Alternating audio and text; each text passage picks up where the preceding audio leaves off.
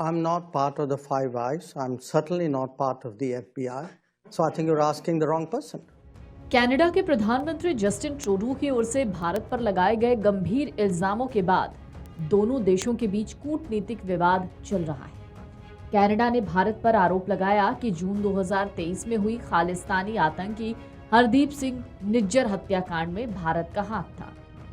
Report के मुताबिक Canada को इस हत्याकांड से संबंधित कुछ अहम दस्तावेज हाथ लगे, जिसे फाइव आइज ग्रुप ने शेयर की थी। इसी फाइव आइज से जुड़े एक सवाल का जवाब जब पूछा गया विदेश मंत्री एस जयशंकर से, तो उन्होंने साफ लहजे में कह दिया कि वो फाइव आइज का हिस्सा नहीं है, इसलिए वो इस सवाल का जवाब नहीं दे सकते। अमेरिकी शहर न्यूयॉर्क में आयोजित काउंसिल ऑन फॉरेन रिलेशंस के एक कार्यक्रम में विदेश मंत्री जयशंकर ने दो टूक जवाब दिए।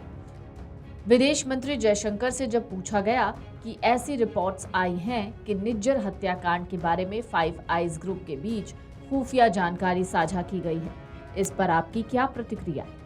इसका जवाब देते हुए उन्होंने कहा, मैं फाइव आइज का हिस्सा नहीं हूं, ना ही मैं FBI का हिस्सा हूं, इसलिए मुझे लगता है आप गलत व्यक्ति से सवाल पूछ रहे हैं। फाइव आइज ग्रुप एक खुफिया गठबंधन है। इसमें अमेरिका, ब्रिटेन, ऑस्ट्रेलिया, कनाडा और न्यूजीलैंड शामिल है। वो सर्विलांस और सिग्नल बेस्ड इंटेलिजेंस है। भारत सरकार ने ट्रूडो के आरोपों को सिरे से खारिज करते हुए कहा था कि कनाडा में हिंसा के किसी भी कृत्य में भारत की संलिप्तता के आरोप बेतुके और प्रेरित हैं।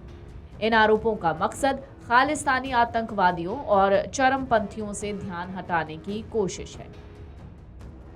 इसी से जुड़े सवालों के जवाब देते हुए विदेश मंत्री एस जयशंकर ने कहा कि अगर कनाडा खालिस्तानी आतंकवादी हरदीप सिंह निज्जर हत्याकांड में किसी भी प्रकार की विशिष्ट या प्रासंगिक जानकारी साझा करता है, तो भारत उस पर गौर करने के लिए तैयार है।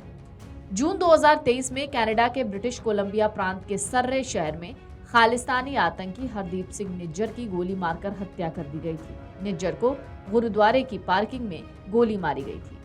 अमेरिकी अखबार वॉशिंगटन पोस्ट की रिपोर्ट के मुताबिक निज्जर की हत्या में कम से कम 6 लोग और 2 कारें शामिल थी। हमलावरों ने निज्जर के ऊपर लगभग 50 गोलियां चलाईं, जिसमें से 34 गोलियां निज्जर को लगी। At various points of time, the Chinese have given us different explanations. None of them are really tenable. विदेश मंत्री एस जयशंकर ने एक और बात चीन के मुद्दे पर रखी काउंसिल ऑन फॉरेन रिलेशंस में।